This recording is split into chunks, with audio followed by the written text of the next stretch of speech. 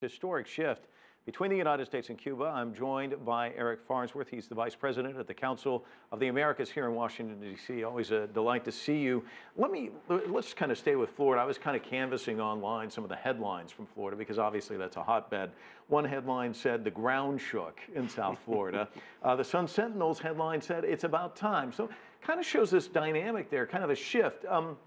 One was, it's a game changer. I want to get your thoughts. Is it a game changer, and if so, how much of one? Well, I think it's potentially a game changer up to a point.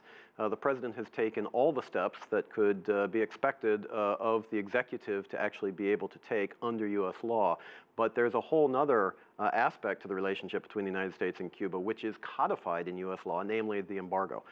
And the executive just doesn't have the authority to address that without congressional assistance to be able to do that. So the announcement today was a game changer in terms of remittances and travel and engagement between people to people, perhaps support for the nascent business sector in Cuba, and some steps along those lines. But the bigger picture remains. There are still two governments that are fundamentally see the world differently.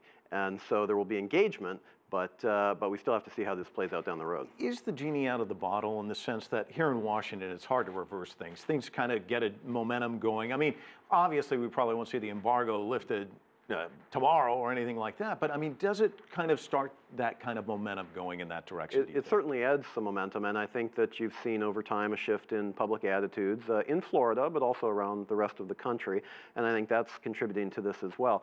But at the same time, the people who support the current policy, whether in politics or not in politics, support the policy very strongly, and there will be a response and a reaction from some members, particularly in Congress. So I think what we have to understand is this announcement is the first step. There still needs to go through implementation. There need to be regulations drafted. In terms of reestablishing diplomatic relations between the United States and Cuba, those have to be played out in terms of a process. I mean, it's not going to happen tomorrow. And then when diplomatic relations are reestablished, then in order to get an ambassador into Havana, you need to have somebody confirmed by the U.S. Senate. So there is going to be a very fertile conversation between both ends of Pennsylvania Avenue here. And I think the one thing that people probably need to watch out for just a little bit is to make sure that the expectations for change really don't get ahead of the reality, because yes, this is an announcement, it's a game changer from that perspective, but there is a way forward that's going to take some time. And it can be very slow moving, as we know here in Washington, D.C. Eric's kind enough to stay with us throughout the broadcast. We'll check back in with you in just a little bit.